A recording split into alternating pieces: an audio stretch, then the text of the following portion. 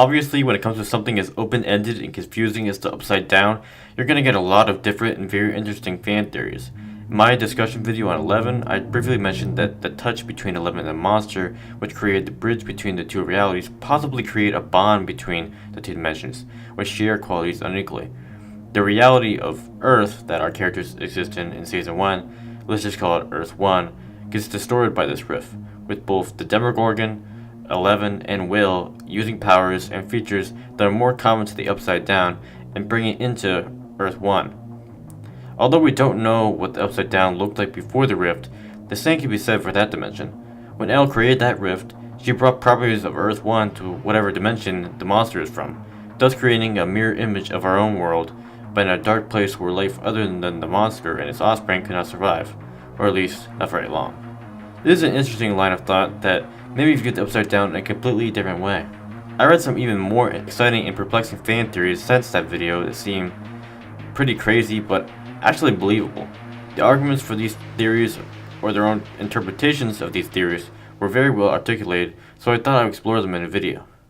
One of the biggest questions myself and many others have had since we first saw Stranger Things that hasn't got a whole lot of attention and hasn't been answered is how and why the monster is encountered here in this black place that 11 goes to retrieve information from the Russians. I'm going to do a whole separate video on this location, which I call the neutral zone, very soon, but first I'd just like to clear a few things up about it. As far as we know, the neutral zone isn't a location inside time and space, it's inside 11's mind. That's why they put her into a sensory deprivation tank, so she can forget about everything else and just completely focus on her mission. Then you might ask, why did the monster show up there? Well, that's something I've been wondering for a while. Proponents of this theory say that despite being submerged in the tank and transporting herself into the neutral zone, the area of her mind in which she is able to telepathically connect and tap up into far-off locations, she's not completely focused on her task, because her subconscious is penetrating the neutral zone and has manifested itself as the monster. All the trauma that Elle has developed inside her while being a test subject for Hawk and Flab kept on building up in her subconscious, ultimately taking the form of a monster, which deep down is what she thinks of herself. All those pent-up, dark thoughts which she didn't dare release because she knows her mind was too strong. I feel like this is a far more interesting and plausible idea than the theory that 11 is the monster, which we've all no doubt read tons of articles stating ever since July. Technically, this does mean that Elle and the monster were once the same, because the Demogorgon comes from her subconscious and broke free.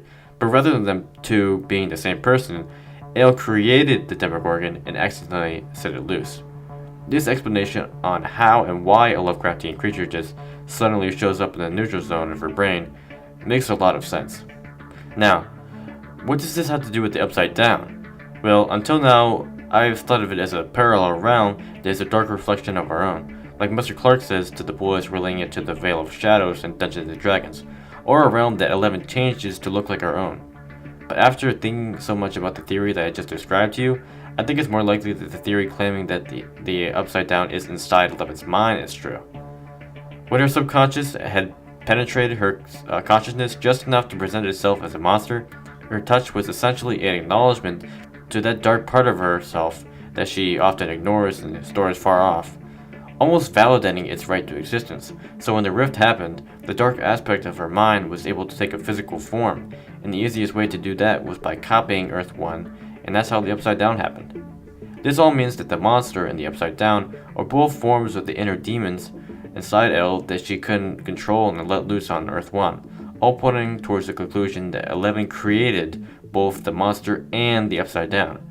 It would be awesome if these other brothers confirmed this in Season 2, but I sincerely doubt it. They like to keep their mysteries going on and enjoy seeing us construct these long and elaborate theories. The great part about Stranger Things is that even if things like this aren't confirmed as true, you can still consider it part of your headcanon if you believe it. It's not like Star Wars, there are swarms of fans worrying about what's canon and what's not. That's the end of the discussion. What do you guys think of the theory? I clearly enjoyed and loved talking about it with you.